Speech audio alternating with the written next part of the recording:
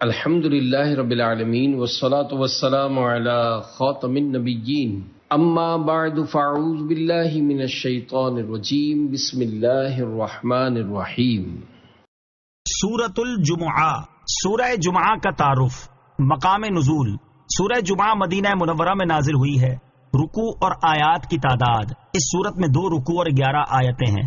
جمعہ نام رکھنے کی وجہ، 7 دنوں میں سے ایک دن کا نام جمعہ ہے، اور اس دن سورج ڈھلنے کے بعد جو نماز ادا کی جاتی ہے اسے نماز جمعہ کہتے ہیں۔ اس سورت کی آیت نمبر 9 میں لفظ الجمعہ موجود ہے، اسی مناسبت سے سورت کا نام سورہ جمعہ رکھا گیا ہے۔ سورہ جمعہ سے متعلق 2 احادیث۔ نمبر 1، حضرت عبداللہ ابن عباس رضی اللہ تعالیٰ عنہما فرماتے ہیں، حضور اقدس علیہ الصلوۃ والسلام جمعہ کی نماز میں سورہ جمعہ اور سورہ منافقون کی تلاوت فرماتے تھے۔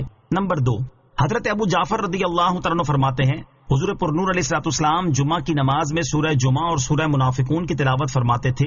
سورہ جمعہ کی تلاوت کے ذریعے مسلمانوں کو بشارت دیتے اور مزید نیک اعمال کرنے پر ابھارتے تھے، جبکہ سورہ منافقون کے ذریعے منافقوں کو مایوس کرتے اور ان کی سرزنش فرماتے تھے۔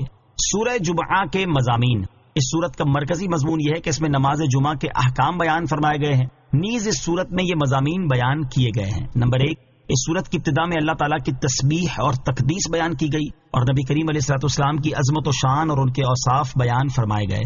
نمبر 2، یہ بتایا گیا کہ اللہ تعالیٰ کا اپنی مخلوق پر یہ بڑا فضل ہے کہ اس نے ان کی ہدایت کے لیے اپنے حبیب محمد مصطفیٰ صلی اللہ تعالیٰ علیہ وسلم کو مبعوث فرمایا۔ نمبر 3، تورات کے احکام پر عمل نہ کرنے کی وجہ سے یہودیوں کی مذمت کی گئی اور یہودیوں سے کہا گیا کہ اگر وہ اللہ تعالیٰ کے دوست ہیں تو ذرا موت کی تمنا کریں۔ نیز یہ بتایا گیا کہ وہ کبھی موت کی تمنا نہیں کریں گے اور یہودی جس موت سے بھاگتے ہیں وہ بہر صورت انہیں آ کر رہے گی۔ نمبر 4، سورت کے آخر میں نماز جمعہ کے احکام بیان فرمائے گئے ہیں۔ سورہ صف کے ساتھ مناسبت، سورہ جمعہ کی اپنے سے ماقبل سورت صف کے ساتھ ایک مناسبت یہ ہے کہ سورہ صف میں حضرت موسیٰ علیہ الصلوۃ والسلام اور ان کی قوم کا حال بیان کیا گیا اور انہوں نے حضرت موسیٰ علیہ الصلوۃ والسلام کو جو اذیتیں دیں انہیں ذکر کیا گیا، اور اس صورت میں اللہ تعالیٰ نے اپنے حبیب علیہ الصلوۃ والسلام کا حال اور ان کی امت کی فضیلت و شرافت بیان فرمائی تاکہ دونوں امتوں میں فرق ظاہر ہو جائے۔ دوسری مناسبت یہ ہے کہ سورہ صف میں ذکر کیا گیا کہ حضرت عیسیٰ علیہ الصلوۃ والسلام نے ایک عظیم رسول کی تشریف آوری کی بشارت دی جن کا اسم گرامی احمد ہوگا، اور سورہ جمعہ میں بتایا گیا کہ حضرت عیسیٰ علیہ الصلوۃ والسلام نے جن کی بشارت دی تھی وہ 2 عالم کے تاجدار اور انبیاء کرام علیہ الصلوۃ والسلام کے سردار ہیں۔ بسم اللہ الرحمن الرحیم۔ ترجمہ، اللہ کے نام سے شروع جو نہایت مہربان رحمت والا ہے۔ یسبح للہ ما فی السماوات وما فی الارض الملک القدوس العزیز الحکیم۔ ترجمہ، جو کچھ آسمانوں میں ہے اور جو کچھ زمین میں ہے سب اس اللہ کی پاکی بیان کرتے ہیں جو بادشاہ، نہایت پاکی والا، بہت عزت والا، بڑا حکمت والا ہے۔ یسبح للہ، اللہ کی پاکی بیان کرتے ہیں، یعنی آسمانوں اور زمین میں موجود تمام چیزیں اس اللہ تعالیٰ کی ہر نقص و عیب سے پاکی بیان کرتی ہیں جس کی شان یہ ہے کہ وہ حقیقی بادشاہ، انتہائی پاکی والا، عزت والا اور حکمت والا ہے۔ تسبیح کی 3 اقسام، تسبیح 3 طرح کی ہے۔ نمبر 1، خلقت کی تسبیح، وہ یہ ہے کہ ہر شے کی ذات اور اس کی پیدائش خالق و قدیر رب تعالیٰ کی قدرت، حکمت، اس کی وحدانیت اور ہر نقص و عیب سے پاک ہونے پر دلالت کرتی ہے۔ نمبر 2، معرفت کی تسبیح، وہ یہ ہے کہ اللہ تعالیٰ اپنے لطف و کرم سے مخلوق میں اپنی معرفت پیدا کر دے اور وہ اللہ تعالیٰ کی پاکی بیان کرے۔ نمبر 3، ضروری تسبیح، وہ یہ ہے کہ اللہ تعالیٰ ہر ایک جوہر پر اپنی تسبیح جاری فرماتا ہے اور معرفت کے بغیر ہی ہر جوہر یہ تسبیح کرتا ہے۔ هو الذي بعث في الأميين رسولا منهم يتلو عليهم آياته ويزكيهم ويعلمهم الكتاب والحكمة وإن كانوا من قبل لفي ضلال مبين۔ ترجمہ، وہی ہے جس نے ان پڑھوں میں انہی میں سے ایک رسول بھیجا جو ان کے سامنے اللہ کی آیت تلاوت فرماتا ہے اور انہیں پاک کرتا ہے اور انہیں کتاب اور حکمت کا علم عطا فرماتا ہے، اور بے شک وہ اس سے پہلے ضرور کھلی گمراہی میں تھے۔ هو الذی بعث فی الامیین رسولا منہم، وہی ہے جس نے ان پڑھوں میں انہی میں سے ایک رسول بھیجا۔ ارشاد فرمایا کہ وہی اللہ ہے جس نے ان پڑھوں میں انہی میں سے ایک رسول بھیجا جس کی نسب و شرافت کو وہ اچھی طرح جانتے پہچانتے ہیں ان کا نام پاک محمد مصطفیٰ صلی اللہ تعالیٰ علیہ وسلم ہے. وہ ان کے سامنے قرآن مجید کی آیت تلاوت فرماتے ہیں جن میں رسالت، حلال و حرام اور حق و باطل کا بیان ہے. انہیں باطل عقیدوں، مذموم اخلاق، دور جاہلیت کی خباثتوں اور قبیح اعمال سے پاک کرتے ہیں، اور انہیں کتاب اور حکمت یعنی قرآن، سنت اور فقہ یا شریعت کے احکام اور طریقت کے اسرار کا علم عطا فرماتے ہیں. اور بے شک لوگ نبی کریم علیہ الصلوۃ والسلام کی تشریف آوری سے پہلے ضرور کھلی گمراہی میں تھے کہ شرک، باطل عقائد اور خبیث اعمال میں گرفتار تھے. انہیں کامل مرشد کی شدید حاجت تھی. نبی پاک علیہ الصلوۃ والسلام کی صفت نبی امی کی 3 وجوہات. سید المرسلین صلی اللہ تعالی علیہ وسلم کی ایک صفت نبی امی ہے. اس کی بہت سی وجوہات ہیں، یہاں اس کی 3 وجوہات سماعت کیجیے. نمبر 1، آپ امت امیہ کی طرف مبعوث ہوئے. کتاب شعیہ میں ہے، اللہ تعالیٰ فرماتا ہے میں امیوں میں ایک امی بھیجوں گا اور اس پر نبوت ختم کر دوں گا. نمبر 2، آپ کی بعثت ام القریٰ یعنی مکہ مکرمہ میں ہوئی. نمبر 3، حضور پرنور علیہ الصلوۃ والسلام لکھتے اور کتاب سے کچھ پڑھتے نہ تھے، اور یہ آپ کی فضیلت تھی کہ علم انتہائی یاد ہونے کی وجہ سے اس کی حاجت نہ تھی. خط ایک ذہنی صنعت ہے جو کہ جسمانی آلے سے صادر ہوتی ہے، تو جو ذات ایسی ہو کہ قلم اعلیٰ اس کے زیر فرمان ہو، اس کو اس کتابت کی کیا حاجت ہے؟ پھر حضور اکرم علیہ الصلوۃ والسلام کی کتابت نہ فرمانا اور پھر بھی کتابت کا ماہر ہونا ایک عظیم معجزہ ہے. آپ کاتبوں کو لکھنے کا علم اور کتابت کے طریقے تعلیم فرماتے، پیشہ وروں کو پیشوں کی تعلیم دیتے ہیں، حتیٰ کہ دنیا و آخرت کے ہر کمال میں اللہ تعالیٰ نے آپ کو تمام مخلوق سے زیادہ علم والا بنایا ہے. اعلیٰ حضرت امام احمد رضا خان رحمۃ اللہ تعالی کیا خوب فرماتے ہیں، فرش تا عرش سب آئینہ ضمائر حاضر، بس قسم کھائیے امی تیری دانائی کی. آیت هو الذی بعث فی الامیین رسولا منہم سے حاصل ہونے والی معلومات. اس آیت سے 5 باتیں معلوم ہوئی. نمبر 1، دل کی پاکی حضور اکرم علیہ الصلوۃ والسلام کی نگاہ کرم سے ملتی ہے. ایمان اور اعمال پاکی کے اسباب ہیں. نمبر 2، قرآن و حدیث آسان نہیں کہ ہر کوئی محض اپنی عقل سے سمجھ لے، ورنہ ان کی تعلیم کے لیے حضور پرنور علیہ الصلوۃ والسلام نہ بھیجے جاتے. نمبر 3، ہدایت کے لیے حدیث کی بھی ضرورت ہے. نمبر 4، قرآن مجید کو محض اپنی عقل سے نہ سمجھا جائے بلکہ حضور اکرم علیہ الصلوۃ والسلام کی تعلیم سے سمجھا جائے، ورنہ گمراہ ہو جائیں گے. نمبر 5، تاجدار رسالت صلی اللہ تعالی علیہ وسلم دنیا میں کسی کے شاگرد نہیں، کیونکہ آپ کی تشریف آوری کے وقت عام لوگ جاہل تھے. اعلیٰ حضرت امام احمد رضا خان کیا خوب فرماتے ہیں، ایسا امی کس لیے منت کشے استاد ہو، کیا کفایت اس کو اقرا ربک الاکرم نہیں. وآخرین منہم لما یلحقوا بہم وهو العزیز الحکیم ذلک فضل اللہ یؤتیہ من یشاء واللہ ذو الفضل العظیم. ترجمہ، اور ان سے بعد والے دوسرے لوگوں کو بھی یہ رسول پاک کرتے ہیں اور علم دیتے ہیں جو ان موجودہ لوگوں سے ابھی نہیں ملے، اور وہی بہت عزت والا بڑا حکمت والا ہے. یہ اللہ کا فضل ہے، وہ اسے جسے چاہے دے، اور اللہ بہت بڑے فضل والا ہے. وآخرین منہم، اور ان سے بعد والے دوسرے لوگوں کو. اس آیت کا تعلق پہلے والی آیت کے ساتھ ہے، اور اس میں مزید ایسے افراد کا ذکر کیا گیا ہے جنہیں رسول کریم علیہ الصلوۃ والسلام پاک کرتے اور علم عطا فرماتے ہیں. یاد رہے کہ امیوں میں سے دوسرے لوگوں سے مراد یا تو عجمی ہیں یا وہ تمام لوگ مراد ہیں جو حضور اکرم علیہ الصلوۃ والسلام کے بعد قیامت تک اسلام میں داخل ہوں گے. اور اگلوں سے نہ ملنے سے مراد یہ ہے کہ ان کا زمانہ نہیں پایا بلکہ ان کے بعد آئے. دوسرے لوگوں سے عجمی مراد ہونے پر یہ حدیث پاک دلالت کرتی ہے. چنانچہ حضرت ابو ہریرہ رضی اللہ تعالیٰ عنہ فرماتے ہیں جب نبی کریم علیہ الصلوۃ والسلام پر سورہ جمعہ نازل ہوئی تو اس وقت ہم آپ کی بارگاہ میں حاضر تھے.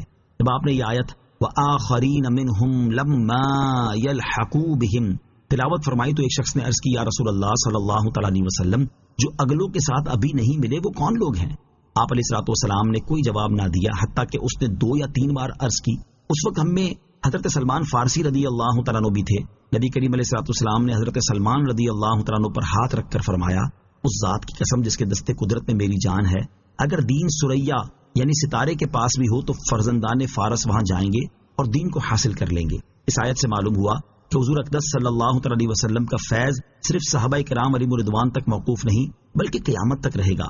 لوگ ان کی نگاہ پاک سے پاک و صاف ہوتے ہیں اور ہوتے رہیں گے، علم سیکھتے ہیں اور سیکھتے رہیں گے. ذالک فضل اللہ، یہ اللہ کا فضل ہے. یعنی رسول کریم علیہ الصلوۃ والسلام اور ان کی امت کی فضیلت کے بارے میں جو ذکر کیا گیا یہ اللہ تعالیٰ کا فضل ہے. وہ جسے چاہے یہ فضل عطا فرمائے، اور اللہ تعالیٰ اپنی مخلوق پر بڑے فضل والا ہے کہ اس نے ان کی ہدایت کے لیے اپنے حبیب محمد مصطفیٰ صلی اللہ تعالی علیہ وسلم کو مبعوث فرمایا۔ مثل الذين حملوا التوراة ثم لم يحملوها كمثل الحمار يحمل أسفارا بئس مثل القوم الذين كذبوا بآيات الله والله لا يهدي القوم الظالمين۔ ترجمہ: جن پر تورات کا بوجھ رکھا گیا پھر انہوں نے اس کا بوجھ نہ اٹھایا، ان لوگوں کی مثال گدھے کی مثال جیسی ہے جو کتابیں اٹھائے ہو۔ ان لوگوں کی کیا ہی بری مثال ہے جنہوں نے اللہ کی آیتوں کو جھٹلایا، اور اللہ ظالم لوگوں کو ہدایت نہیں دیتا۔ مثل الذین حملوا التوراۃ، ان کی مثال جن پر تورات رکھی گئی تھی۔ اس سے پہلے والی آیات میں بیان فرمایا گیا کہ حضور اقدس علیہ الصلوۃ والسلام امیوں کی طرف بھیجے گئے ہیں۔ یہودیوں نے اس پر یہ شبہ پیش کیا کہ سید المرسلین صلی اللہ تعالی علیہ وسلم صرف عرب والوں کی طرف مبعوث ہوئے ہیں، ہماری طرف مبعوث نہیں ہوئے۔ اس پر اللہ تعالیٰ نے یہاں ان کی ایک مثال بیان فرمائی جس کا خلاصہ یہ ہے کہ وہ لوگ جن پر توریت کے احکام کی پیروی کرنا لازم کیا گیا، پھر انہوں نے توریت پر عمل نہ کر کے اس ذمہ داری کا بوجھ نہ اٹھایا، اور اس میں مذکور سرکار دو عالم علیہ الصلوۃ والسلام کی نعت و صفت دیکھنے کے باوجود آپ پر ایمان نہ لائے، ان لوگوں کی مثال گدھے جیسی ہے جو پیٹھ پر کتابیں اٹھائے اور بوجھ کے سوا ان سے کچھ بھی نفع نہ پائے، اور جو علوم ان کتابوں میں ہیں ان سے اصلاً واقف نہ ہوں۔ یہی حال ان یہودیوں کا ہے جو توریت اٹھائے پھرتے ہیں، اس کے الفاظ رٹتے ہیں لیکن اس سے نفع نہیں اٹھاتے اور اس کے مطابق عمل نہیں کرتے۔ ان لوگوں کی کیا ہی بری مثال ہے جنہوں نے اللہ تعالیٰ کی آیتوں کو جھٹلایا، اور اللہ تعالیٰ ان لوگوں کو ہدایت نہیں دیتا جو اس کے علم میں ظالم ہیں۔ یہودیوں کو گدھے سے تشبیہ دینے کی وجوہات۔ اس آیت میں یہودیوں کو کسی اور جانور کی بجائے گدھے سے تشبیہ دی گئی۔ اس کی ایک وجہ یہ ہے کہ گھوڑے اور خچر کی بنسبت گدھے پر زیادہ بوجھ لادا جاتا ہے۔ دوسری وجہ یہ ہے کہ گدھے میں جہالت اور حماقت کا معنی دوسرے جانوروں کی بنسبت زیادہ پایا جاتا ہے۔ تیسری وجہ یہ ہے کہ عرف میں بھی دوسرے جانوروں کے مقابلے میں گدھے کو حقیر سمجھا جاتا ہے۔ قرآن مجید کو نہ سمجھنے اور اس پر عمل نہ کرنے والوں کی مثال۔ علامہ علی بن محمد خازن رحمۃ اللہ تعالی فرماتے ہیں، اس آیت میں توریت پر عمل نہ کرنے والے یہودیوں کی جو مثال بیان کی گئی یہ ان لوگوں پر بھی صادق آتی ہے جو قرآن کریم کے معنی کو نہ سمجھیں اور اس پر عمل نہ کریں اور اس سے اعراض کریں۔ لہذا ہر مسلمان کو چاہیے کہ وہ قرآن مجید سمجھنے کی کوشش کرے اور اس کے دیے ہوئے احکام پر عمل کرے تاکہ اس پر یہ مثال صادق نہ آئے۔ علم پر عمل نہ کرنے کی 5 وعیدیں۔ یہاں علم پر عمل نہ کرنے کی 5 وعیدیں بھی سماعت کیجیے۔ نمبر 1، حضرت ابو ہریرہ رضی اللہ تعالی عنہ سے روایت ہے، نبی کریم علیہ الصلوۃ والسلام نے ارشاد فرمایا، قیامت کے دن لوگوں میں سب سے زیادہ سخت عذاب پانے والا وہ عالم ہوگا جسے اس کے علم نے کوئی نفع نہ دیا۔ نمبر 2، حضرت ولید بن عقبہ رضی اللہ تعالیٰ عنہ سے روایت ہے، حضور اقدس صلی اللہ تعالیٰ علیہ وسلم نے ارشاد فرمایا، اہل جنت میں سے کچھ لوگ اہل جہنم کے کچھ لوگوں کو دیکھ کر کہیں گے، تم جہنم میں کیوں داخل ہوئے، حالانکہ ہم جنت میں اسی علم کے ذریعے داخل ہوئے ہیں جو ہم نے تم سے ہی سیکھا تھا۔ وہ کہیں گے ہم جو کہتے تھے وہ کرتے نہیں تھے۔ نمبر 3، حضرت ابو درداء رضی اللہ تعالیٰ عنہ فرماتے ہیں، نبی اکرم صلی اللہ تعالیٰ علیہ وسلم نے مجھ سے ارشاد فرمایا کہ اے عویمر، اس وقت تمہارا کیا حال ہوگا جب قیامت کے دن تم سے کہا جائے گا تو نے علم حاصل کیا تھا یا جاہل رہے؟ اگر تو نے جواب دیا کہ میں نے علم حاصل کیا تھا تو تم سے پوچھا جائے گا تو نے اپنے علم پر کتنا عمل کیا؟ اگر تو نے کہا میں جاہل رہا تو تم سے کہا جائے گا جاہل رہنے میں تمہارا عذر کیا تھا، تم نے علم کیوں نہ حاصل کیا؟ نمبر 4، حضرت حذیفہ رضی اللہ تعالیٰ عنہ سے روایت ہے، تاجدار رسالت صلی اللہ تعالیٰ علیہ وسلم نے ارشاد فرمایا، اس شخص کے لیے ہلاکت ہے جو علم حاصل نہ کرے، اور اس آدمی کے لیے بھی ہلاکت ہے جو علم حاصل کرے پھر اس پر عمل نہ کرے۔ نمبر 5، حضرت عمر فاروق رضی اللہ تعالیٰ عنہ سے روایت ہے، نبی اکرم صلی اللہ تعالیٰ علیہ وسلم نے ارشاد فرمایا، مجھے تم پر ہر علم والے منافق کا خوف ہے جو کلام حکمت والا کرے گا اور عمل گناہوں پر کرے گا۔ قل يا أيها الذين هادوا إن زعمتم أنكم أولياء لله من دون الناس فتمنوا الموت إن كنتم صادقين۔ ترجمہ، تم فرماؤ اے یہودیوں، اگر تمہیں یہ گمان ہے کہ صرف تم اللہ کے دوست ہو دوسرے لوگ نہیں تو ذرا مرنے کی تمنا کرو اگر تم سچے ہو۔ قل یا ایھا الذین ہادوا، تم فرماؤ اے یہودیوں، یہودی کہتے تھے کہ ہم اللہ تعالیٰ کے بیٹے اور اس کے پیارے ہیں، اللہ تعالیٰ کے نزدیک آخرت کا گھر خالص ہمارے لیے ہے اور جنت میں صرف یہودی ہی جائیں گے۔ اللہ تعالیٰ نے اپنے حبیب علیہ الصلوۃ والسلام کو حکم دیا کہ آپ ان کے جھوٹ کو ظاہر کرنے کے لیے ان سے فرما دیں، اے یہودیوں، تمہیں یہ گمان ہے کہ دوسرے لوگوں کو چھوڑ کر صرف تم اللہ تعالیٰ کے دوست ہو؟ اگر تم اپنے اس دعوے میں سچے ہو تو مرنے کی آرزو کرو تاکہ موت تمہیں اس تک پہنچا دے، کیونکہ اللہ تعالیٰ کے دوستوں کے لیے آخرت دنیا سے بہتر ہے۔ وَلَا يَتَمَنَّوْنَهُ أَبَدًا بِمَا قَدَّمَتْ أَيْدِيهِمْ وَاللَّهُ عَلِيمٌ بِالظَّالِمِينَ۔ ترجمہ، اور وہ کبھی موت کی تمنا نہیں کریں گے ان اعمال کے سبب جو ان کے ہاتھ آگے بھیج چکے ہیں، اور اللہ ظالموں کو خوب جانتا ہے۔ وَلَا يَتَمَنَّوْنَهُ أَبَدًا، اور وہ کبھی موت کی تمنا نہیں کریں گے، یعنی یہودیوں نے جو کفر کیا اور رسول کریم علیہ الصلوۃ والسلام کو جھٹلایا، اس کی وجہ سے یہ کبھی موت کی آرزو نہیں کریں گے۔ یہ اللہ تعالیٰ کی طرف سے غیب کی خبر تھی جو سچی ثابت ہوئی کہ آیت میں جن یہودیوں کے بارے میں فرمایا گیا کہ یہ کبھی موت کی تمنا نہیں کریں گے، انہوں نے ہرگز موت کی تمنا نہیں کی۔ موت کی تمنا کرنے کا شرعی حکم احادیث میں موت کی تمنا کرنے سے منع کیا گیا، چنانچہ حضرت ابو ہریرہ رضی اللہ تعالیٰ عنہ سے روایت ہے، رسول اللہ صلی اللہ تعالیٰ علیہ وسلم نے ارشاد فرمایا، تم میں سے کوئی موت کی آرزو نہ کرے، نیک شخص تو اس لیے کہ شاید وہ مزید نیکیاں کر لے، اور گناہگار اس لیے کہ شاید وہ توبہ کر لے۔ اور حضرت ابو ہریرہ رضی اللہ تعالیٰ عنہ سے روایت ہے، رسول اکرم صلی اللہ تعالیٰ علیہ وسلم نے ارشاد فرمایا، تم میں سے کوئی نہ موت کی آرزو کرے نہ اس کے آنے سے پہلے اس کی دعا کرے، کیونکہ جب وہ مر جائے گا تو اس کا عمل ختم ہو جائے گا، اور مومن کی عمر بھلائی ہی بڑھاتی ہے۔ البتہ اگر مجبوری میں موت کی آرزو کرنی ہی پڑے تو حدیث پاک میں اس کا طریقہ بھی ارشاد فرمایا گیا، چنانچہ حضرت انس رضی اللہ تعالیٰ عنہ سے روایت ہے، تاجدار رسالت صلی اللہ تعالیٰ علیہ وسلم نے ارشاد فرمایا، تم میں سے کوئی آئی ہوئی مصیبت کی وجہ سے موت کی تمنا نہ کرے، پھر اگر کرنی ہی پڑ جائے تو یوں کہے، اے اللہ عز و جل، جب تک میرے لیے زندگی بہتر ہو تو مجھے زندہ رکھ، اور جب میرے لیے موت بہتر ہو تو مجھے موت دے۔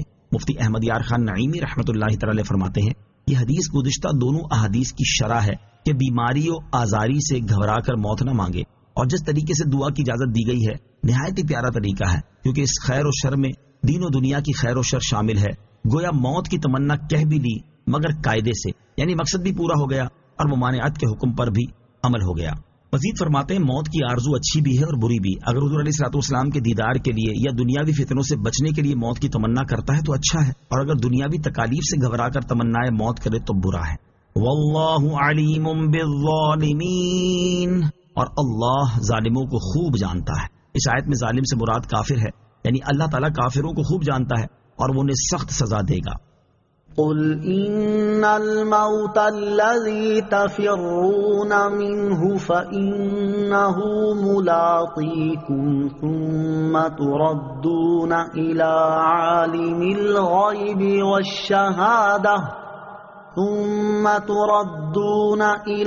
عالم الغيب والشهادة فينبئكم بما كنتم تعملون۔ ترجمہ، تم فرماؤ، بے شک وہ موت جس سے تم بھاگتے ہو پس وہ ضرور تمہیں ملنے والی ہے، پھر تم اس کی طرف پھیرے جاؤ گے جو ہر غیب اور ظاہر کا جاننے والا ہے، پھر وہ تمہیں تمہارے اعمال بتا دے گا۔ قل ان الموت الذی تفرون منہ، تم فرماؤ بے شک وہ موت جس سے تم بھاگتے ہو، یعنی اے حبیب صلی اللہ تعالیٰ علیہ وسلم، آپ ان یہودیوں سے فرما دیں، اپنے کفر کے وبال کی وجہ سے تم جس موت سے بھاگتے ہو اس سے کسی طرح نہیں بچ سکتے، بے شک وہ ضرور تمہیں آنے والی ہے اور یہ بھاگنا تمہیں کوئی نفع نہ دے گا۔ پھر مرنے کے بعد تم اس اللہ تعالیٰ کی طرف پھیرے جاؤ گے جو ہر غیب اور ظاہر کا جاننے والا ہے، اور اس سے تمہارا کوئی حال چھپا ہوا نہیں ہے، پھر وہ تمہیں تمہارے اعمال بتا دے گا، تم نے دنیا میں کیا اعمال کیے تھے، اور وہ تمہیں ان اعمال کی سزا دے گا۔ قیامت کے دن اعمال بتائے جانے کی 3 صورتیں۔ یاد رہے کہ قیامت کے دن لوگوں کے اعمال بتائے جانے کی مختلف صورتیں ہوں گی، ان میں سے 3 صورتیں سماعت کیجیے۔ نمبر 1، اعمال نامے دکھا کر اعمال بتا دیے جائیں گے، چنانچہ ارشاد باری تعالیٰ ہے، وَوُضِعَ الْكِتَابُ فَتَرَى الْمُجْرِمِينَ مُشْفِقِينَ مِمَّا فِيهِ وَيَقُولُونَ يَا وَيْلَتَنَا مَا لِهَذَا الكتاب لا يغادر صغيرة ولا كبيرة إلا أحصاها ووجدوا ما عملوا حاضرا ولا يظلم ربك أحدا۔ ترجمہ، اور نامہ اعمال رکھا جائے گا تو تم مجرموں کو دیکھو گے کہ اس میں جو لکھا ہوا ہوگا اس سے ڈر رہے ہوں گے اور کہیں گے، ہائے ہماری خرابی، اس نامہ اعمال کو کیا ہے کہ اس نے ہر چھوٹے اور بڑے گناہ کو گھیرا ہوا ہے، اور لوگ اپنے تمام اعمال کو اپنے سامنے موجود پائیں گے اور تمہارا رب کسی پر ظلم نہیں کرے گا۔ نمبر 2، انسان کے اعضاء اس کے اعمال کی گواہی دیں گے، چنانچہ ارشاد باری تعالیٰ ہے یوم تشہد علیہم السنتہم وایدیہم وارجلہم بما کانوا یعملون۔ ترجمہ، جس دن ان کے خلاف ان کی زبانیں اور ان کے ہاتھ اور ان کے پاؤں ان کے اعمال کی گواہی دیں گے۔ دوسری آیت میں ارشاد ہوتا ہے اليوم نختم على افواہہم وتکلمنا ایدیہم وتشہد ارجلہم بما كانوا یکسبون۔ ترجمہ، آج ہم ان کے منہ پر مہر لگا دیں گے اور ان کے ہاتھ ہم سے کلام کریں گے اور ان کے پاؤں ان کے اعمال کی گواہی دیں گے۔ نمبر 3، زمین لوگوں کے اعمال بیان کر دے گی، جیسا کہ ارشاد باری تعالیٰ ہے یومئذ تحدث اخبارها بأن ربك اوحى لها۔ ترجمہ، اس دن وہ اپنی خبریں بتائے گی اس لیے کہ تمہارے رب نے اسے حکم بھیجا۔ یا ایہا الذین آمنوا اذا نودی للصلاة من یوم الجمعة فاسعوا الى ذکر اللہ وذروا البیع ذالکم خیر لکم ان کنتم تعلمون۔ ترجمہ، اے ایمان والو، جب جمعہ کے دن نماز کے لیے اذان دی جائے تو اللہ کے ذکر کی طرف دوڑو اور خرید و فروخت چھوڑ دو، اگر تم جانو تو یہ تمہارے لیے بہتر ہے۔ یا ایھا الذین آمنوا اذا نودی للصلاة من یوم الجمعہ، اے ایمان والو، جب جمعہ کے دن نماز کے لیے اذان دی جائے۔ اس آیت سے نماز جمعہ کے احکام بیان کیے جا رہے ہیں۔ یہاں اس آیت سے متعلق 3 باتیں سماعت کیجیے۔ نمبر 1، اس آیت میں اذان سے مراد پہلی اذان ہے، نہ کہ دوسری اذان جو خطبے سے متصل ہوتی ہے۔ اگرچہ پہلی اذان حضرت عثمان غنی رضی اللہ تعالیٰ عنہ کے زمانے میں اضافہ کی گئی، مگر نماز کی تیاری کے واجب ہونے اور خرید و فروخت ترک کر دینے کا تعلق اسی سے ہے۔ نمبر 2، دوڑنے سے بھاگنا مراد نہیں ہے، بلکہ مقصود یہ ہے کہ نماز کے لیے تیاری شروع کر دو، اور ذکر اللہ سے جمہور علماء کے نزدیک خطبہ مراد ہے۔ نمبر 3، اس آیت سے نماز جمعہ کی فرضیت، خرید و فروخت وغیرہ دنیاوی مشاغل کی حرمت اور سعی یعنی نماز کے اہتمام کا وجوب ثابت ہوا اور خطبہ بھی ثابت ہوا۔ جمعہ کی وجہ تسمیہ، عربی زبان میں اس دن کا نام عروبہ تھا، بعد میں جمعہ رکھا گیا، اور سب سے پہلے جس شخص نے اس دن کا نام جمعہ رکھا وہ کعب بن لوی ہیں۔ اس کی وجہ تسمیہ کے بارے میں مختلف اقوال ہیں، ان میں سے ایک یہ ہے کہ اسے جمعہ اس لیے کہا جاتا ہے کہ اس دن نماز کے لیے جماعتوں کا اجتماع ہوتا ہے۔ تاجدار رسالت صلی اللہ تعالی علیہ وسلم کا پہلا جمعہ۔ سیرت بیان کرنے والے علماء کا بیان ہے کہ جب حضور اقدس علیہ السلام ہجرت کر کے مدینہ طیبہ تشریف لائے تو 12 ربیع الاول پیر کے دن چاشت کے وقت قباء کے مقام پر ٹھہرے، پیر سے لے کر جبیرات تک یہاں قیام فرمایا اور مسجد کی بنیاد رکھی۔ جمعہ کے دن مدینہ طیبہ جانے کا عزم فرمایا۔ بنی سالم بن عوف کی وادی کے درمیان جمعہ کا وقت آیا، اس جگہ کو لوگوں نے مسجد بنایا اور سرکار دو عالم صلی اللہ تعالی علیہ وسلم نے وہاں جمعہ پڑھایا اور خطبہ فرمایا۔ یہ پہلا جمعہ ہے جو نبی کریم علیہ السلام نے اپنے اصحاب رضی اللہ تعالی عنہم کے ساتھ پڑھا۔ روز جمعہ کے 4 فضائل، کثیر احادیث میں جمعہ کے دن کے فضائل بیان کیے گئے ہیں، یہاں ان میں سے 4 احادیث سماعت کیجیے۔ مسلم شریف کی حدیث ہے، حضرت ابو ہریرہ رضی اللہ تعالیٰ عنہ سے روایت ہے، تاجدار رسالت صلی اللہ تعالی علیہ وسلم نے ارشاد فرمایا، بہتر دن جس پر سورج نے طلوع کیا جمعہ کا دن ہے، اسی میں حضرت آدم علیہ السلام پیدا کیے گئے، اسی میں جنت میں داخل کیے گئے اور اسی میں انہیں جنت سے اترنے کا حکم ہوا، اور قیامت جمعہ ہی کے دن قائم ہوگی۔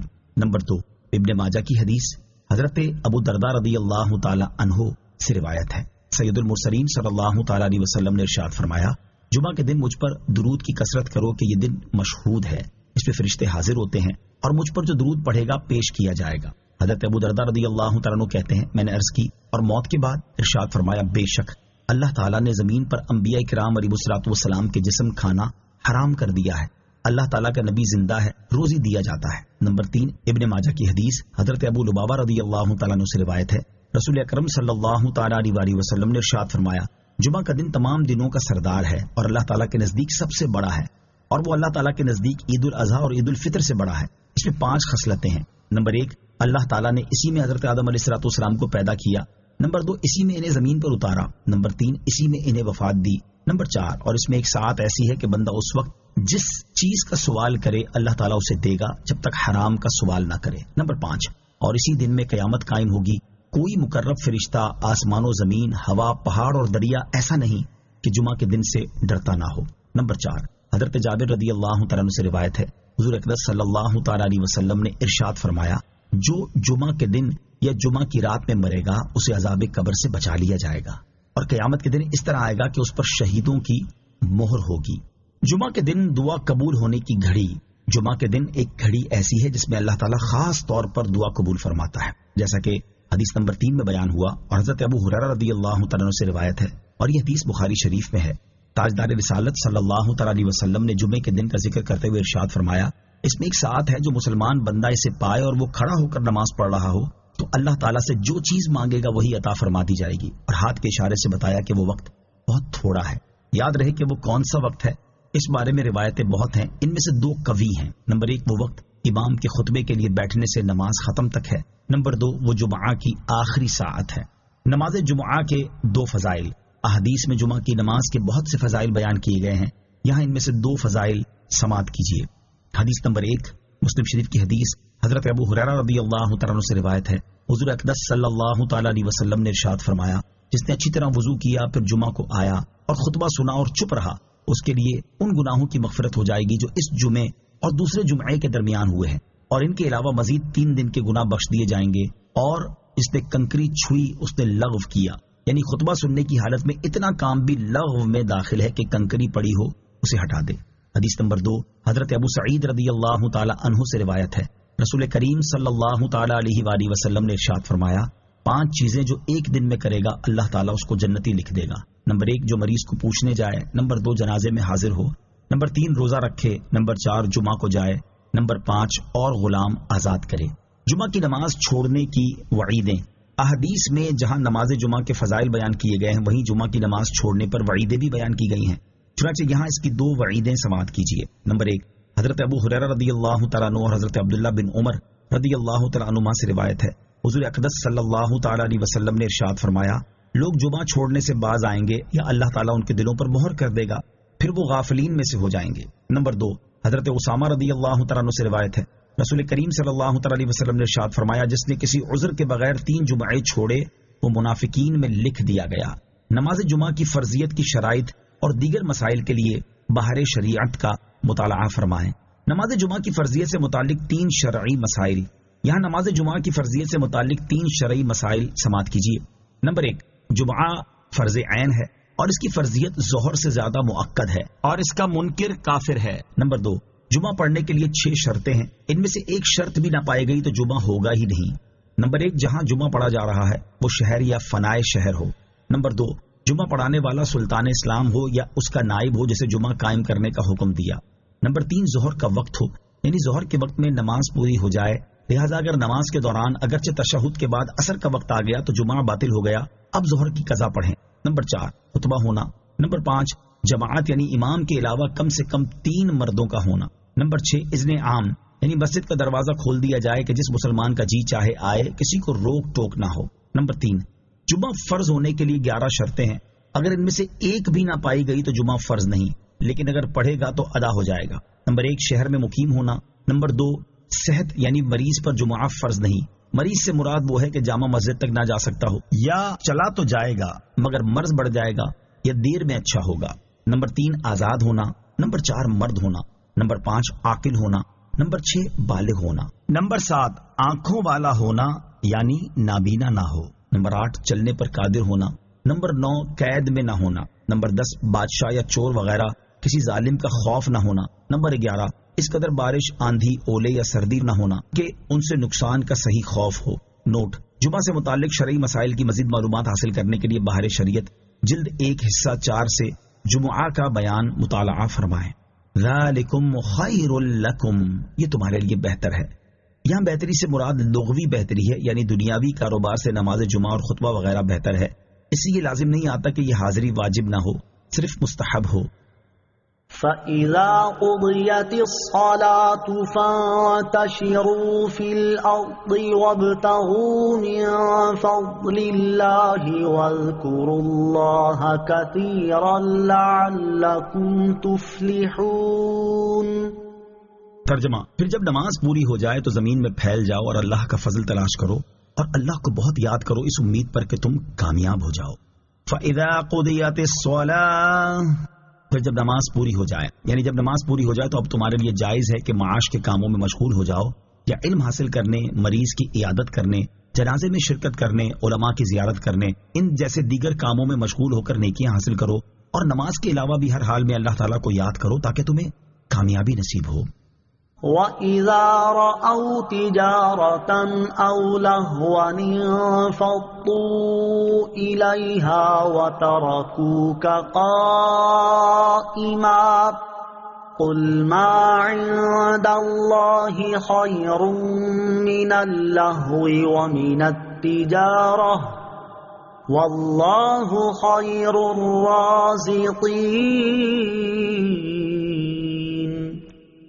ترجمہ: اور جب انہوں نے کوئی تجارت یا کھیل دیکھا تو اس کی طرف چل دیے اور تمہیں کھڑا چھوڑ گئے، تم فرماؤ جو اللہ کے پاس ہے وہ کھیل سے اور تجارت سے بہتر ہے، اور اللہ بہترین روزی دینے والا ہے۔